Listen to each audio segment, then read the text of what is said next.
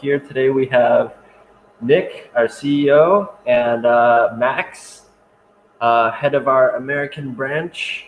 And yeah, welcome to the show, everybody. Before we jump into it, I would just like to say that our fearless host, Felix here, is brand new on Twitter, and you guys should all go give him a follow. Here's his handle. Do it now because he's the best Unity dev in the world. Oh, thank you. All right, so we are going to talk about all types of XR stuff that's happening in China that probably people outside don't really know about. And on our list, we have 5G. China plans to build at least 600,000 more 5G base stations in 2021, speeding up the rollout of the next-generation network in major cities. Despite customer complaints about spotty coverage and aggressive sales tactics by the country's telecommunications operators, the target was announced by Xiao Yaking, the head of China's Ministry of Industry and Information Technology, MIIT, at a conference on Monday, according to state-run Xinhua news agency.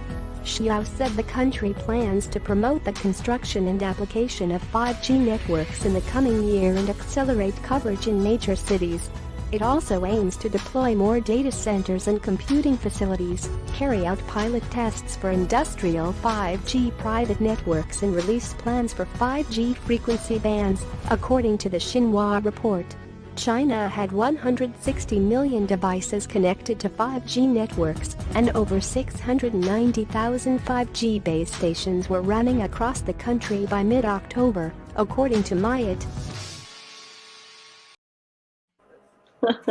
It's like the most monotone video ever. I think that they typed it into like Microsoft Word and had it like text to speech or something.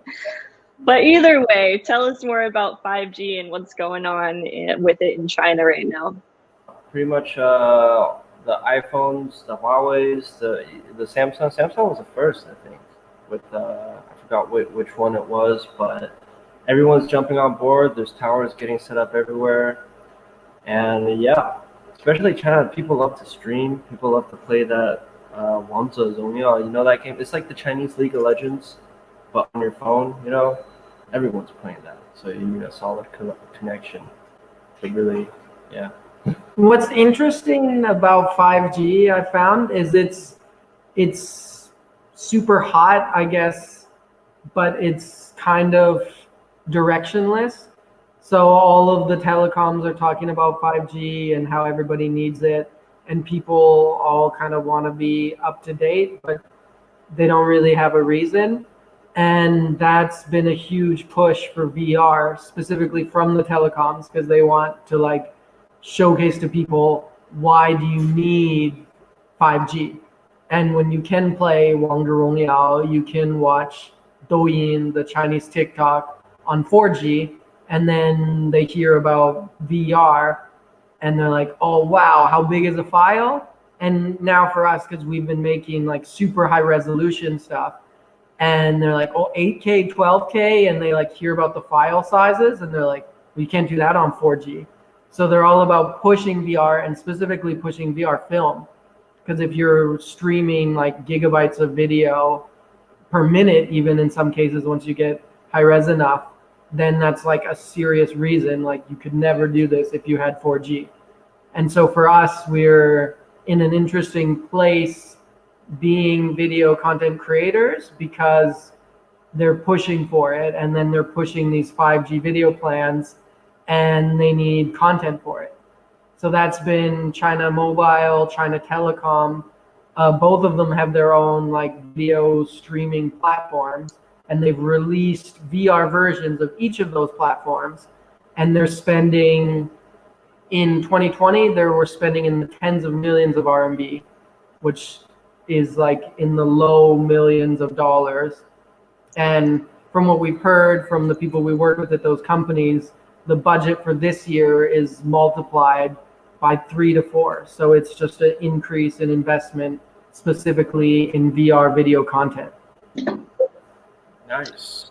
Yeah, you ever use 5G yourself, Nick? Huawei 5G right here. And I got the Huawei VR glass plugs right into my phone. Well, maybe I'm gonna go find it. Show you guys the Huawei VR glass. What about you, Max? Are you using 5G? I've never used anything 5G. I think a lot of people understand that the situation is completely different in the United States. It's while it's becoming more widely adopted, I think that there's still a lot of controversy about, is this going to negatively impact our health or not? So I'm also interested, is that part of the discourse in China? No, not at all. I've honestly never heard anyone talk like, oh, the waves are gonna kill us or something. Pretty much everyone's just like, oh yeah, I can't wait to get my hands on it. I can't wait to like start streaming 4K, 8K videos and stuff. But yeah, personally, I'm not there yet. My phone is still a 4G phone. But we do see towers everywhere. But are you always on? Oh yeah, I'm talking to you, Nick. Are you always on 5G, or is it only in like pretty much 90%, 100% of the time or something? Almost always. Oh, okay. Because the service is pretty good. Depends where you are. I found Beijing has better 5G than some places, but yeah, bigger cities generally will have more coverage, but in general, pretty much all over China now, I have 5G. Because one thing I heard is like the tower is only like broadcast like about 400 to 500 meters, and it's that's like the radius of the its area of effect. So if you're out of it, you don't get it. But I'm guessing that's not a problem in China because we got those towers everywhere. iQiyi is like one of the biggest video platforms in China, probably in the world, and they do everything. You can upload your own videos a la YouTube, and they also have loads of curated content like Netflix, and they are like a huge provider of content to all the platforms. Like Tencent, who does WeChat and QQ, they buy like huge amounts of IP from iQiyi because they like control so much of the IP rights for so much stuff in China. And they've been into VR for a long time, and their VR division just had another successful investment round, and they're doing a huge push. Up to now, their headset has been 3DOF headsets, and they've been focusing on video, also because they're a video platform. But with their new 6DOF headset coming out, they're wanting to take the leap. And so they've started kind of getting in touch with developers, working with people, and now they're looking to expand from just a VR video platform, but to a full-fledged VR gaming platform. Hey, what's up, Aaron? Yeah, what up, Aaron? That's awesome that From you guys Australia. are getting, and you're getting 5G. So, yeah, I guess Australia's maybe another tech leader. But that's cool. How is it? Is it pretty widespread? Do people use it? And same question as Max asked, are Australians scared of 5G causing like vaccines or whatever Americans are scared of? I was gonna take this one out, see if anybody could guess it. This is not the mystery headset. This is another headset. It's also mysterious. Oh, it's also mysterious. This is the headset and this is the controllers. If anybody can guess what headset this is, I will give you a top secret limited edition FXG gift. You can guess. All right. That's some pretty wild controller that you have. Oh, it is. Oh, jeez. Now look at that. It's got this weird downward thing. Got like an analog. All right, guys. So if you think you can guess what headset this is for a prize, put it in the chat and we'll see what you get. Tell us a little bit about the really cool technology that we have in our office. Oh yeah, okay. We got this thing called a Sony ELF display. Basically, it's like a 3D screen, which tracks your eyes and then displays like an image for each of them. And basically, you don't have to wear those blue and red 3D glasses to have this 3D effect. But what's really amazing is it's almost like looking through a window. Like you're not looking at the screen, you're like peeking through it. So like if you move this direction, you could see just like you would with a window, like you would see that side of the stuff, you know. And I've been developing stuff for it on Unity, and we're also trying to add in like some fun like leap motion effects where you could actually like put a hand in it and interact with the things inside.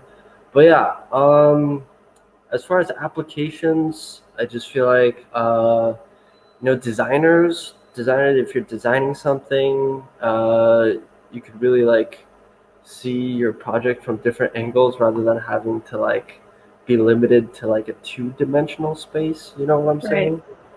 And but I think the biggest application is like advertisement. Like imagine in the future, like you guys ever see like that movie Minority Report with Tom Cruise? I watched that last week. Yeah, like where like the advertisements like right up in your face, like hey, I'm talking to you, like that person's looking straight into your eyes. So I just feel like in the future, like these screens that you see out on the street advertising would just be like looking right at you, like, hey, you want to buy this thing, you know, like it's a lot more personal almost. All right, well, I'm going to show a quick video of the Sony ELF display so you guys can get a little bit of a better understanding of what that's like. But firstly, thanks to Aaron for giving us this information about 5G in Australia, because that's super interesting and actually surprisingly high that you have 41% access right now, especially because Australia is so gigantic. Yeah. So thank you for that. And here's the Sony ELF display so you guys can learn about it. Yeah. Every single person that I've seen observe the display is just like, I've never seen anything like it. 実物を見てるみたいな、今までのディスプレイの概念じゃなくて、もうとにかく感じたのは、もう物感すげえっていうことなんですけど。You're literally looking at magic happen on a screen, wondering how it's working.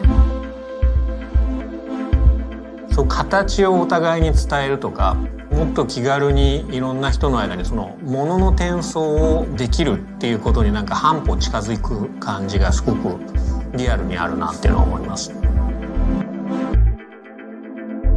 Seeing it was kind of mesmerizing and kind of mind-blowing. You're not defining a set frame, but you're giving a window. You find yourself leaning around and seeing something. We've all seen holographic effects, but this is one that you can see with your own eyes. It tracks your eyes and it's just got this depth that is just pretty magical. 人間の感覚に近い行動ができるというところが、すごいいいとこかなと思いました。With a spatial reality display, you're getting a lot closer to what a human eye sees.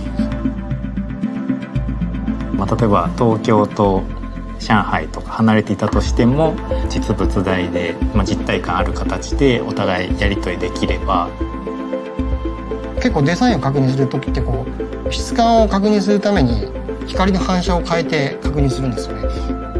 自然にこう自分の顔を動かして確認するっていうことが結構多くて、その自然な動作がそのままこのディスプレイによって実現できるっていうところはすごい驚きがありました。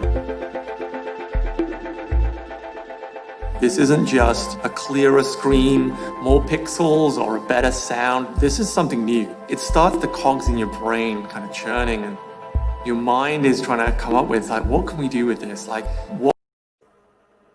Yeah. Awesome. Very cool. That one dude had his description was like, it was like looking through a window, you know? That's what it's like. We can chat real quick about a current update with our company, FXG, because we have a major update in Chinese XR. We have a new camera out. That's a 12K 180 camera called FM360 Duo. Creator Up just did a really great video review of the camera, so you can go to the Creator Up channel to check out that video. And I'll show you a trailer in 1 second. Again, it's a 12K 30 frames per second or 8K 60 frames per second 180 VR camera. So here's the trailer for you guys.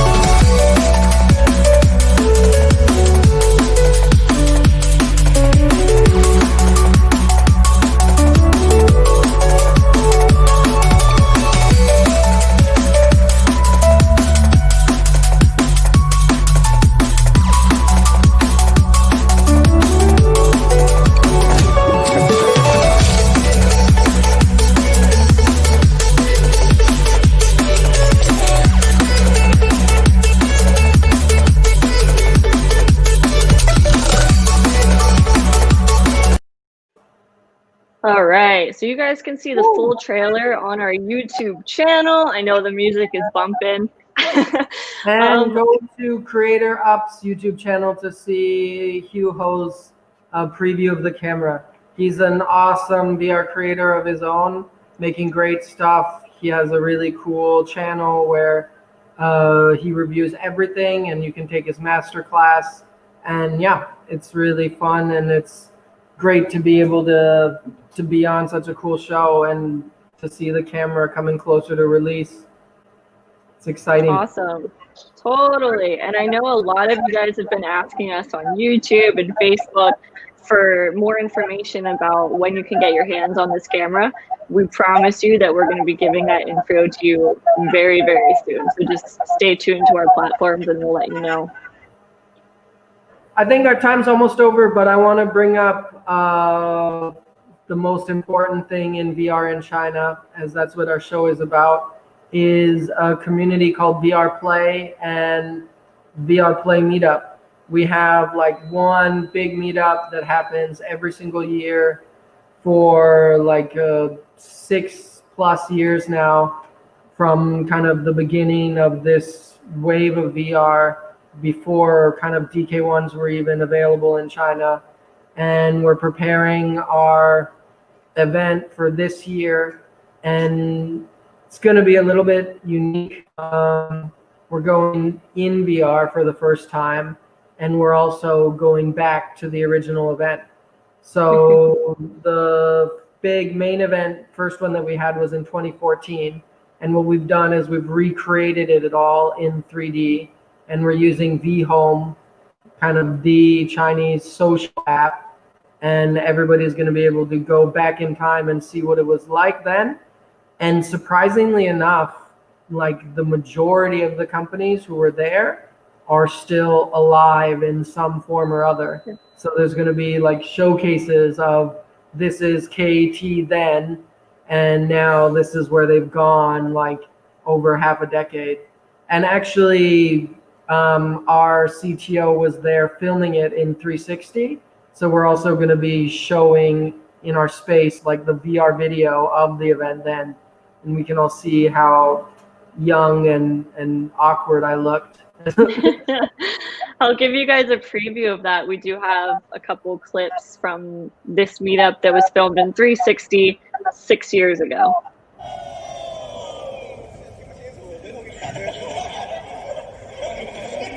Oh. You saw our CTO was in there, Nick was in there, looking super different and young. It's amazing how much the quality of 360 video has improved since then, 6 years ago. But I also have a clip of a VR Play meetup from 2018, so I'll play that.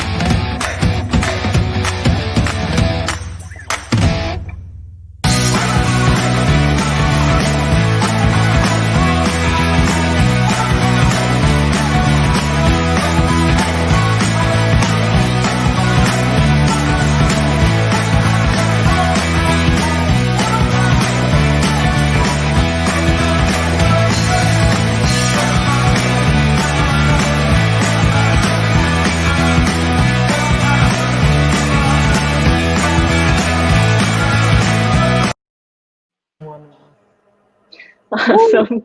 Yeah. So as you guys can see, it's like a super fun, thriving VR community in China.